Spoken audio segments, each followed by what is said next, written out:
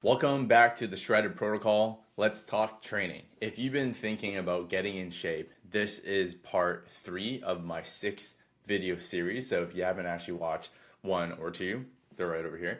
Take a look at it.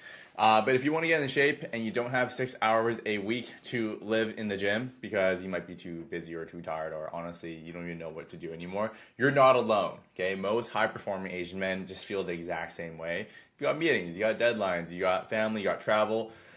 But when you do have time, you don't want to waste it on a program that leaves your joints completely sore, your energy drained, and your progress non-existent. So in this video, I'm going to be walking you through exactly how to train just 3 times a week, under an hour per session, while still building a lean, athletic, aesthetic, high-performing body where there's no fluff, there's no ego lifts, there's definitely no 2 hour or 3 hour leg day, okay? Just super simple, smart, effective training that fits into your real life, even if you have to travel, okay? Let's get started. So first off, why most guys overtrain and why they still suck. Here's the hard truth, honestly. Most men in their 30s, 40s, don't need to train more. Honestly, they need to focus on recovery. They need to train smarter, and they need to stop doing workouts that destroy their joints, hormones, and CNS system, especially if you're Asian. Because here's what no one really talks about. Most of us didn't grow up lifting. Like, we sat at desks, at least for me. I focused a lot on school. I studied a lot. I wasn't that great at school, but I studied a lot, okay? And our posture, our mobility, our movement patterns oftentimes reflect that. So if you jump into a cookie cutter routine where maybe it's designed for someone in their 20s, like CrossFitter, you're probably going to get burnt out, you're going to get hurt, or you're going to tap out in just a few weeks. The solution is minimum effective training in addition to using something called HRV, which we're going to talk about, okay? So basically, when we're working at the UFC, the top fighters in the world, like think about the top guys versus someone who just entered the UFC, what is the main difference? Like, these guys are both training super hard. Why is some person at the top, exactly at the top? Well, a few reasons. Number one is they're not actually getting injured, right? That's a huge part. The secondly is there's a huge skill component, okay? So let's just remove the skill component and let's talk about the training, because that's actually quite important. And let's just say if all things are the same, they're training super hard here. So the main difference here isn't how hard they're training each session or how effective it is, or it is effectiveness, but it's how well they're able to recover. So recovery really becomes an issue for Asian men or just high performers in general, because if your heart rate is very high at rest, it's like a stressful environment. Imagine you're like an investment banker or you have a business, your cortisol is right up here. That means your heart rate's up here. That means your HRV is on the lower side. It's trending downwards. It's the opposite. So if your HRV is downwards, right, it's not at a good place. It's on the downward trend. It means you need to relax and deload and recover. But instead, you're not tracking this. You just train super hard and do a group workout class where everyone is doing the exact same thing. Look to the left, postmenopausal. Look to the right, someone who's 300 pounds. Everyone's doing the exact same thing. So of course you're gonna burn out. Okay, so in order for you actually to train effectively, you need to manage your recovery. But for right now, recovery side, let's talk about the training protocol and framework. Same thing that we teach inside our program. Okay, so we're gonna do a 3 full body training session per week. This is gonna be 40 minutes to 60 minutes max. Honestly, a lot of our guys just train 45 minutes 3 times a week, and they get phenomenal results. This is built for more real life, real bodies, and real performance. You're not here to be a bodybuilder, so we're gonna dive right into it. Day 1. We're gonna always have some sort of strength focus, especially for our foundation beginner exercises. Strength and push focus.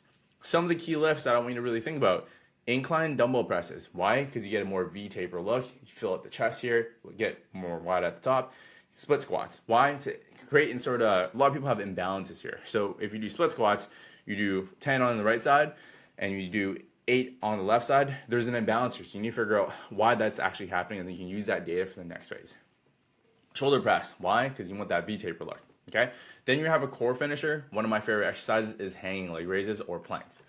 The reason why you want to do upper chest and glutes and shoulder is really because it helps you have postural exercises, and you're prioritizing that for day 1. Number 2 is going to be more pull and posterior chain day. So some of the key lifts that I want you to do is deadlift or Romanian deadlift, rows, and then chin-ups.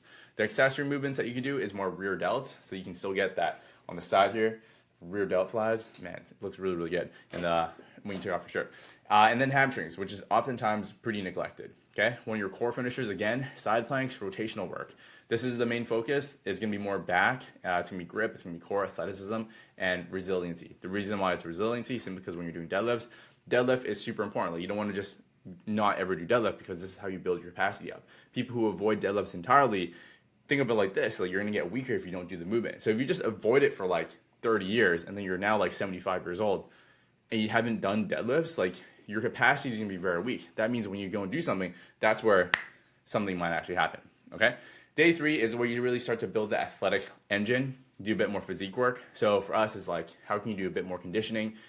Some things that we like to do is sled work. The reason why we go into this early on is simply because you start to build a little bit more of that fast twitch muscle fiber, and because there's sled, there's resistance. The resistance itself will allow you to not have to slow down your body by itself. Compare that to like a sprint. If you're like maybe 30 or 40 pounds overweight and you do sprints, your body might not be able to handle the load when you're slowing down. Your hamstrings might be overloaded. So with the sled work, you just have to focus on the pushing, and then because there's weight there, you don't have to slow it down, which is great.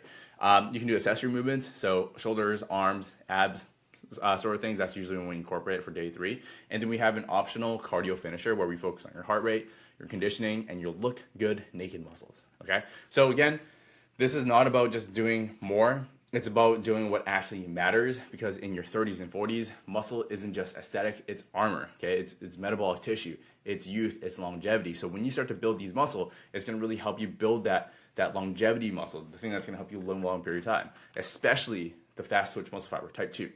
Type 2 fast twitch muscle fiber, these guys are super important because they're going to build up your capacity, it's going to build up your fast twitch muscle fiber. It's going to allow you to live a long period of time.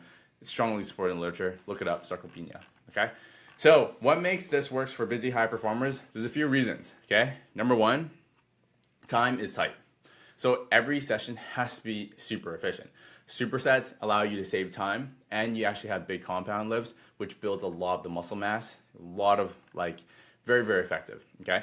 Each workout hits your whole body. That means there's more distribution of load, less risk for injury, but more volume at the end of the week. Okay. There's basically no wasted reps. There's no wasted time. Give you an example. If you go do an upper body movement, and then let's just say you're doing bench press, and the next exercise is like a lower body movement, you don't have to take nearly as long. But if you just do chest and you just do like incline bench press, and then you go into actual bench press and you go into flies, like, your muscle, the tissue, your CNS gets weaker and weaker every single time, right? You just get more fatigue, which means you don't get enough stimulus to hit the muscle group as well, and you need longer rest period. If you don't have a lot of time, that might not be the best play. Number 2, it respects your lifestyle. You can still travel, you can still train 2-3 times a week. You don't have to change your entire week to fit training. And if you miss a day, you're not actually behind, because you can just keep going. This is how busy men actually win. Number 3, again, going back to injury-free, so you actually stay consistent. It distributes the load, allows you to have more higher CNS activity, so there's less ego lifting. And even if you wanted to push hard, you're not going to be like that tired. It's going to help you with your HRV. So again, your HRV, if it's opposite of your heart rate, if your heart rate's very high, your HRV is very low, that means you have to deload. Rule for this, if you're distributing a load, it allows you to start to improve your HRV over time as well. Also, we train to last, not just impress, because what a good program is, it's not just trying to get you super sore. There's no point doing super heavy leg day. You see those guys on the meme where they like can barely walk down the stairs. Then the next day, like, you can't really do anything. There's really no purpose around that. And there's no strong supportive literature the literature does not support that. Right? There's no point hammering your legs so hard so you literally can't walk the next day. It's not like beneficial in terms of like overall strength mass or muscle mass or hypertrophy or anything like that. Plus, it just makes you super sore, right? And you start to dread it. You don't need to do that at all. You can just distribute the load effectively, look at the overall volume, and program accordingly to your weaker muscles.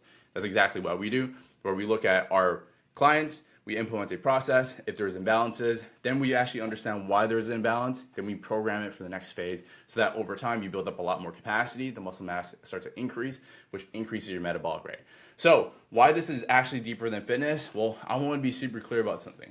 Training in itself is not just about building muscle. It's really about building momentum. When you move with intention, your body starts to feel more powerful. When you show up and actually finish something hard 3 times a week, your mind starts to shift. There's a ton of people in the gym that train or work out. They just exercise, but there's no system. they look the exact same. Why? Because they don't know what they're doing. They're literally going through the repetition over and over and over again, and they're not getting results. When you're actually able to show up and follow a process that's data-driven and science-based, obviously you get the results, but more importantly, your mind starts to shift. Your energy starts to improve. Your posture starts to improve, right? Look, you look in the mirror and you start to respect what you actually see again. And that's not vanity, that's alignment, because every single man needs a space in life where he feels super strong, competent, and focused. And when you can get to that level of yourself, where the version of yourself is the best shape of your life, you feel amazing. You start to operate from that person. You start to make decisions from that person. Think about it like this. Design your 2.0 version of yourself, the person that you always want to be like. Well, you don't just like get there. If you're just making decisions of your 1.0 version of yourself, you're always going to stay in the 1.0 version of yourself. But if you start to make decisions of your 2.0 version of yourself, the person that looks in the mirror, and you're like, man, imagine this. We do this for our clients, where you wake up, you go through the mirror, and you look at yourself, and you're like, dude, this is the best version of myself. What do you look like? You look like Brad Pitt.